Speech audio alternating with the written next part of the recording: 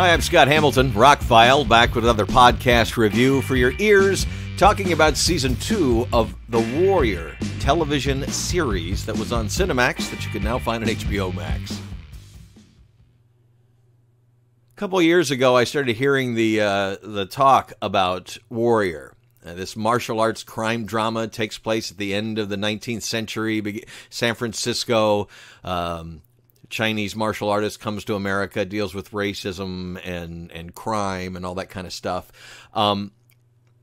Treatments and story concept by Bruce Lee, executive produced by his daughter Shannon, film director Justin Lin helped get it made. Jonathan Tropper, who was the showrunner on Banshee on Cinemax. If you've ever seen that, he was the showrunner.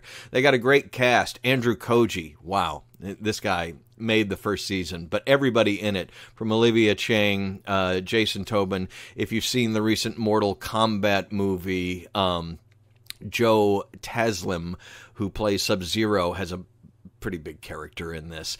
A lot of Asian actors, a lot of Irish actors, a lot of American actors, some that you've seen in other TV shows, some you've seen in big things, some you've seen in little things.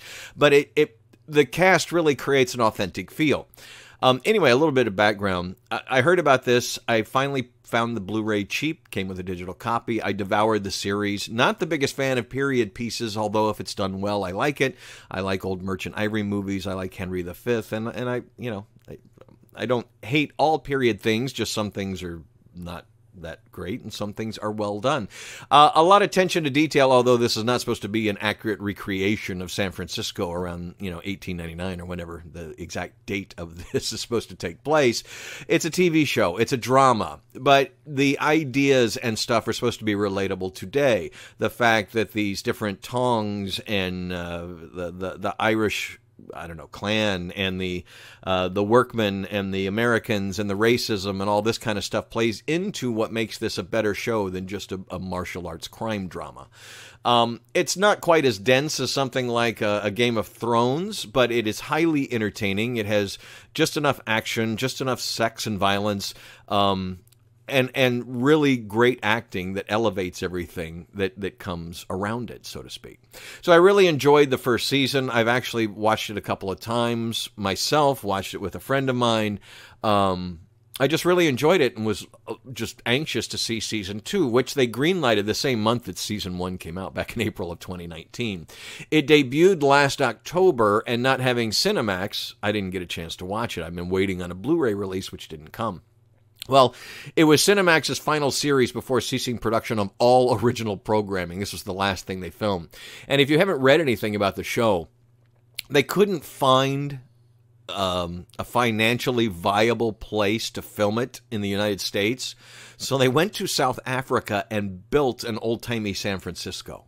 So if they need to go out in the desert, there's a desert, that looks like the American West. And they made the sets, the costumes, everything just incredibly accurate for the time because they built everything from scratch. The dirt streets, the dirty clothes, the mills, the steel producing plants. I mean, everything was created from the ground up because they could. And so the show feels incredibly accurate because they're not having to wipe out any modern technology that wasn't built. I mean, this is an accurate recreation of late 19th century architecture. It's on the border of a Western to a modern. You know what I mean?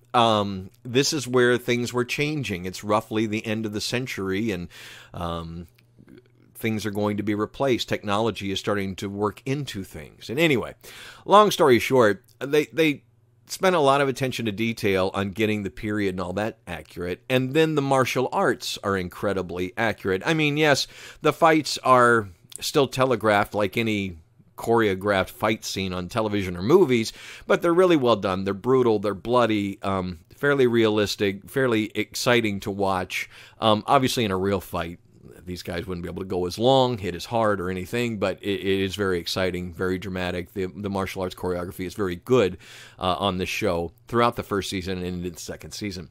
They brought back most of the characters for the second season. Production value stayed the same or got better. And all in all, by the end of the season, I would say I like the second season better than the first. Little hard to say because I just finished the second season and I've watched the first season 3 or 4 times. There's only 10 episodes, just like the first season, and it ends with, oh, I hope there's going to be more. Well, we just found out in April, a month ago, that it has been renewed for a 3rd season. They moved the series, both seasons, to HBO Max, and HBO Max is going to produce the 3rd season, which they're filming in South Africa right now. So that's how I finally got to see it. I'm on HBO Max to watch some of these movies that are coming out, and I found Warrior Season 2 on there. It still doesn't have a Blu-ray release. Not yet. But I'm hopefully in the fall when like the first one came out kind of thing a couple years ago. So again, I praise all of the actors. Nearly everyone who's in the movie who has fight scenes does their own fight scenes. It's pretty impressive. That makes it much more realistic. We get a lot of face shots. We get a lot of 2 warriors in close combat. You know, it's really well done. For those thinking, oh, it's just another martial arts show. It's not. I mean, there's a lot of themes. There's a lot of drama that goes on from corrupt politicians to Chinese tongs trying to stake out territory in Chinatown, to the Irish workers who are not happy that the Chinese are getting all the jobs because they'll take less money. There are a lot of themes, and obviously, if you're a fan of Bruce Lee, you will recognize some of the things, the fight for equality, the fight against racism. Some of the things that he was very big on there in the late 60s and early 70s is just woven into the DNA of the show. But all in all, with all that said, the show still has to be entertaining, and I've watched a lot of, from sci-fi shows to martial arts shows to whatever shows that had all elements like this, and then didn't come out very good. You know, they were like a 5 out of 10, 2.5 stars that were like, yeah, I finished it, but this is not like that at all.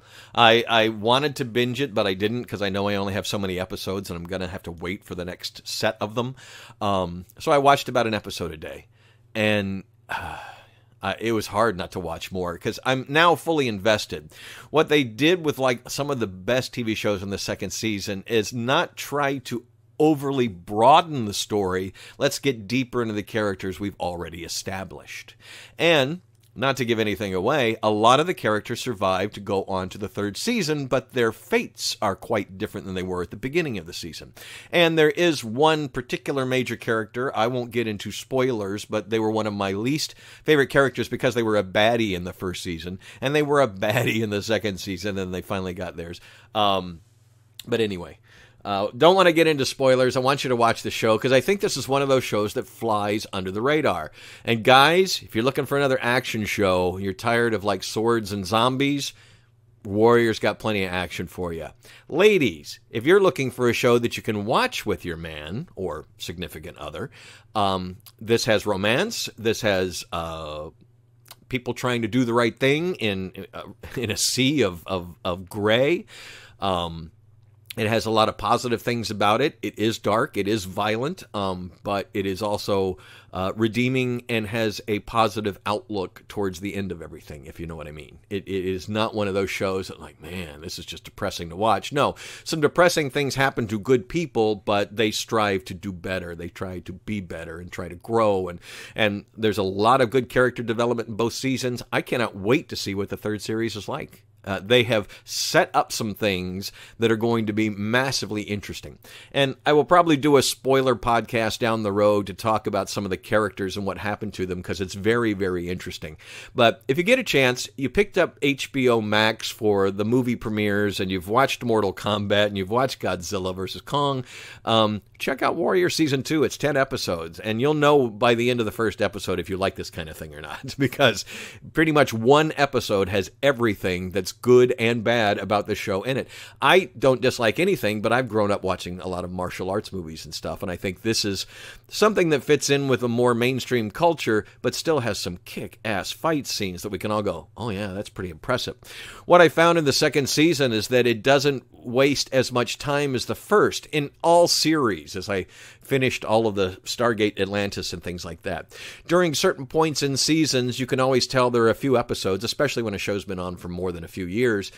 There's an episode or two that was written by a writer that maybe isn't the original writer. It's not part of the plot. In the first season of Warrior, that was an episode where they left San Francisco and they went out to another small frontier town and had a little adventure there, and then went back to San Francisco. That episode doesn't really have much to do, I mean, it did a little bit, but with the rest of the show. It was kind of like a vacation episode.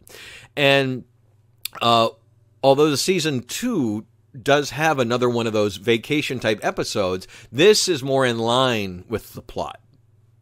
A hair more than the one in the first season, but they still go on a road trip for one episode. But I found that this season felt like they were more heading towards something than the first season. First season is building, and that's what it felt like. But it didn't feel like there was this overall push for people to come to a head. Well, a couple of people, but, overall that the story had to come to a head because it was a TV show and they hoped it would go on.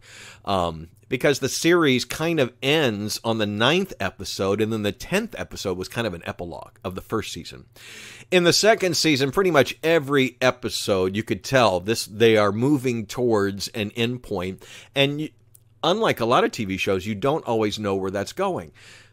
Why I don't watch a whole lot of TV these days, TV is dumbed down to a certain extent, especially network TV.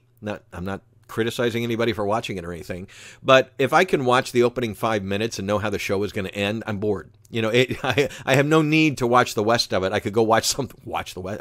I'm hunting wabbits today.